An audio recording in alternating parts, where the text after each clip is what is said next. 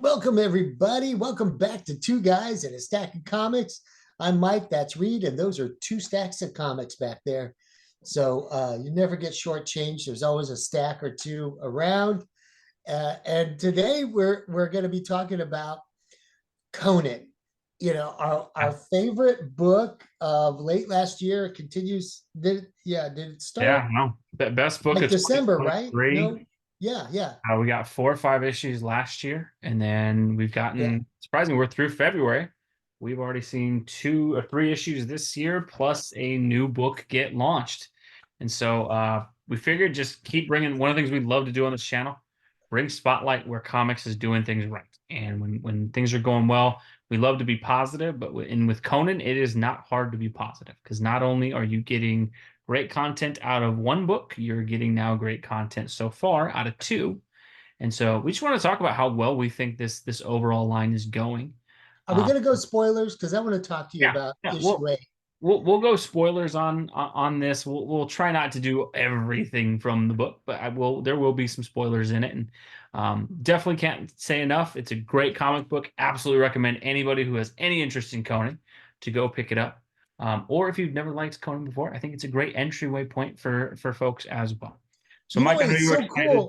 Go ahead, It's Mike. so cool that you brought that up because, I'm a Conan fan from way back, Hmm. but I have not read any Conan since, probably, 1990, Yeah.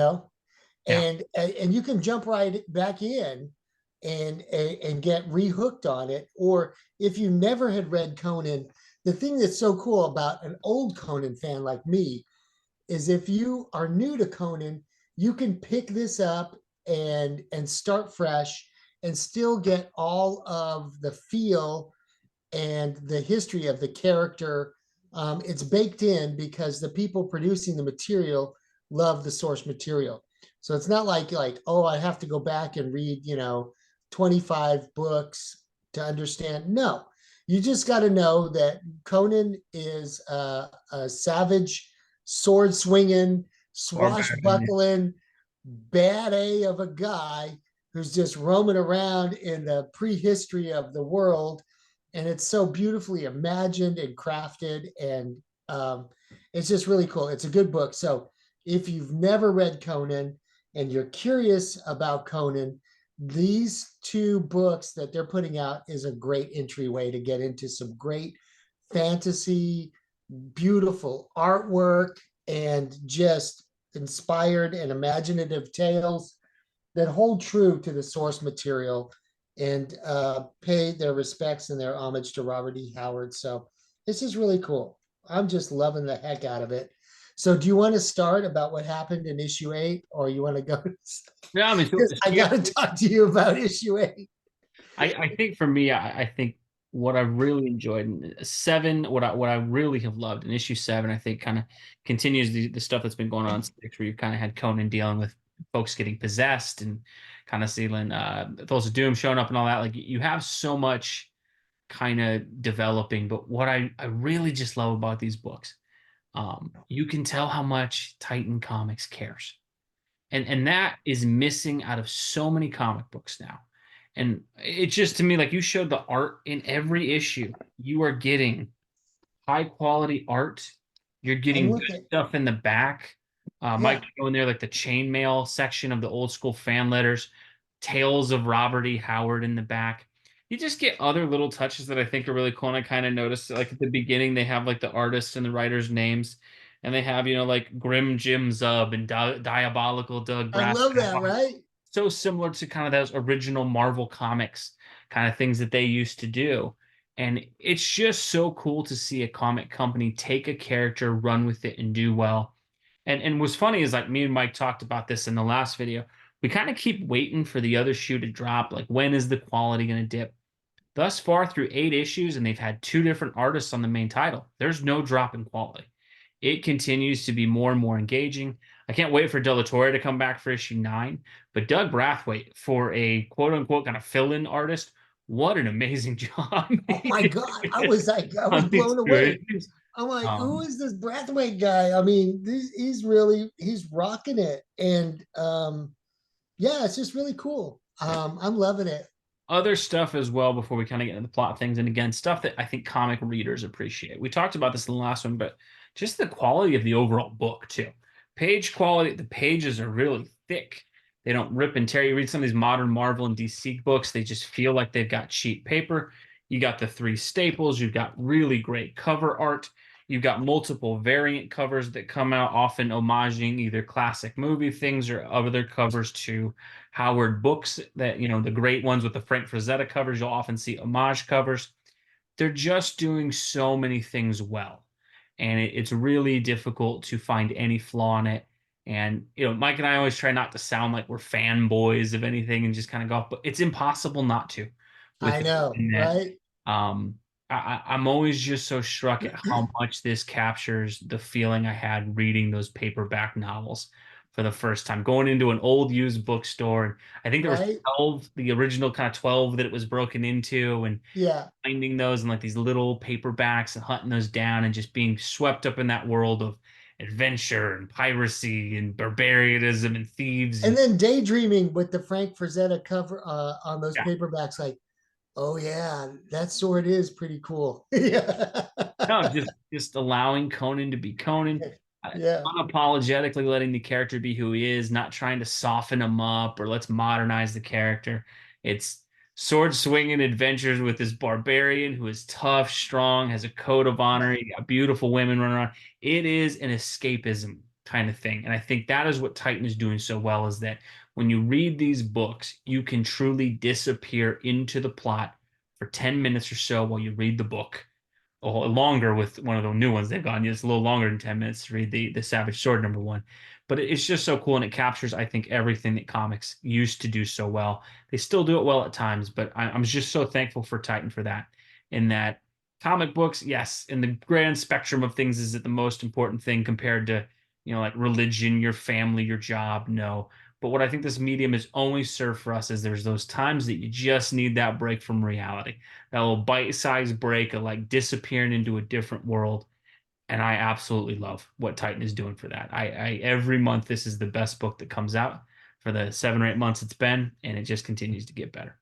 It's great. And it's so perfect for this time because I think Conan's kind of got lost maybe in the mainstream. I was Mhm. at a comic book club meeting down at Dragon's Lair last night, and the guy next to me is like, "So what are Conan's superpowers?" I'm like, "Dude, he has no superpowers. He's just a bad, you Yeah, know, yeah, we'll try not to. yeah." he just Yeah. he just roams the world in his sandals Oh, and kicks some A. yeah. Runs, kicks butt, gets women, saves the day, runs. I mean, just fantastic stuff, man. Yeah, and So he I was know like, 7 and 8 hits you in terms of the story. We'll talk a bit story as well. We can okay." probably gush about the book for a while. We'll go back to that when we talk about the new one that launched. But 7 and 8, I know there's some plot stuff you wanted to talk about. So what struck you about 7 and 8, my friend? I really loved how the little shard or the thing that they were after harkens back to the first four issues when he had the adventure and had to go into the thing The and theme kill the symbol and beast. all that. Yeah. Yeah. So and then all of a sudden, this thing appears, and of course it's imbued with all these spirits and kind of takes over, and then you find that it's killed the whole League of Thieves, Yeah. and then and then in this issue it was kind of a cliffhanger, like, oh no, is Conan, surely he's not going to get absorbed by or taken And over the by Cult of the Doom. Yeah. right. Surely he's not going to, but yes, he is. And so then you're like, oh my gosh, issue 8 was just a page turner for me because I was like, how can this happen? And then surely he's going to be able to break out of the spell. And at the end, you're like, we Kind of don't know seems like what's he going to impaled happen. himself on the sword. Yeah. Right. I mean, I think what's great is it takes some unexpected turns, plot wise, but it feels so much like I could just see this as like book 13 of Howard's series, Right, like now I know that ended with him being like King Conan, but if you would Right. have told me that you just slid this story into another novel in the middle of those books, it feels tonally Yeah. exactly like it fits. Like it could fit. I love the way they write the character, and that what I've always liked about Conan, what always struck me as the characters. Obviously, he's a barbarian. He's not the most appropriate individual, but he's got his own sense of honor. And so Yeah, some he stuff really in here. does. There's issue 7. I thought had some really great moments where there's this thief that Conan has been with. He's worked with her, of course, being Conan. He at some point, ends up, participating in activities with her that Conan would be, They and they tumbled around in the sheets a little bit. she gets possessed, and Conan has to fight her. And That was weird, wasn't I it? thought that was such good character work in that, like, I think it's in there, like, they write, Conan's fought women in the past, but it's always pained him to do so. But a Yeah. sword from a woman is no less sharp than a sword from a man. And he ends Right, up having right. to kill her, and you can tell, like, the regret, but it doesn't have Conan where all of a sudden he can't take the hard action. And it just shows so much what's great about the character is that you have this very unique And that character was with a sense of vicious too, honor. because they were still in bed together, and all of a sudden, like And she she's turns just on him. getting after. That I was, love that they're intertwining the flashbacks with Belit, the pirate that he his yes. love in there. I love the way they're intertwangling that and kind of making it those things matter. It's just it's an incredible comic book if you're a fan of Conan, because it ties into so much great material for Howard. And you mentioned it already. I think faithfulness to the source material.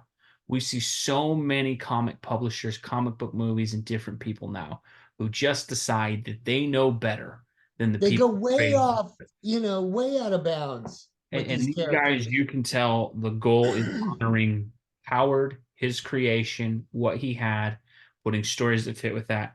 It's fantastic. I can't recommend it high enough. So, with this, you'd think we would be done because we got 2 great issues. And then this month, of course, Mike, as you're showing there, we get Savage Sword of Conan #1, I which mean, oh my God, look at we this get cover a art. second. Now, you get Dude. the Joe Jusko cover art going there. I Oh think my gosh, it's so also cool. had multiple covers as well, but obviously the best one being from Jesco. Um, Great things about this, and I I mean, Conan, to have one, you get the black and white, 6.99, and I believe you get about 99 to 100 pages of comic book in here. it's so thick. You can't really tell in a video, Yeah, but no, you're this looking thing at is, 100 pages it's of story. hefty. It's hefty. And what's great about it is, again, one of the things that Conan's done so well. The original 4 arc, he had De La Torre, and part of you could go, okay, well, they just have one great artist. Then Doug Brathwaite comes in, and then you see you got pinups in this comic book. You got new artists coming in. I mean, and you just have them, they're just going for broke. And that you've got, literally you get Conan fighting like a dinosaur and an elephant in here. I mean, what's not to like? And then look at this. If this Oh, doesn't harken back, no, that does that the not De La take you Torre back or arc. what? Yeah. That No, just, it's fantastic. There is a awesome intro from Roy Thomas in here, one of the original guys on the Savage Sword book. Also love that it's in the magazine, very similar to some of these old 80s and 90 ones like this here, that it's the magazine format, that it's yeah, black and white. The other special treat in this one as well, and I mean, the story for Conan is fantastic. I think it's around 50 pages of a Conan story that you get. You also get, and again, them loving Robert Howard, they give you Solomon Kane at the end here. And so you get a nice 20-page Solomon Kane one, all kinds of great pinups. Again, it just, it blows my mind that Titan is doing so well with this, because it's you just great. don't get quality like this from most comic book publishers on one title, let alone 2. And it's really cool to have an engaging story and another great comic book to read. And so, if you're a Conan fan who had been picking up the first ones, make sure you try to swing over and grab these. Look, even some pros here. Look, Yeah, Jim Zub, main writer, too, does a short story prose in there. Um, ugh, man, Fantastic stuff. classic. And for me and Mike, this is really, me and him geek out on the Conan books when they come out. When they come out, we both are like sending pictures of the cover we got and how excited we are to pick it up. Just because one of the greatest things about this is there's so much negativity with comic books. There's so many people who just, you can go on and find so many channels where it's just, this comic sucks and this comic sucks and this was awful. And sometimes Mike and I have to do the negative stuff because there's things happening If you saw a recent Punisher video, there's times where stuff happens and it's painful when it does. But this is showing Correct. this industry can still be great. And there Yeah. are still publishers out there who are aiming for greatness, handle the characters with respect, and honor what's come before. And so cannot recommend it highly enough. But let us know what you think below. Have you checked out either the main Conan series or did you get a chance to pick up Savage Sword? I want to hear from somebody who's never read Conan, who's watching this thing, that got convinced to go buy Conan. Hopefully we're Yeah. doing the work. And I Yeah. think every month we'll probably review the issues of Conan as they come out. We typically haven't done a ton of individual reviews on comics. We kind of do an overall month one, but I think Conan at this point's become a book that we're just going to cover and talk about the plot and breakdown of it and kind of bring attention to it because they're doing such great work. And so issue 9 should be out in a couple weeks. We'll definitely cover that when it happens. I think it's Rafael Della Torre coming back, so you get the original artist from the first 4 issues. So will be really good to see. As always, we appreciate you watching. Let us know what you think below, and thank you so much for spending some time with us. We'll catch you in the next video. Thanks, everybody.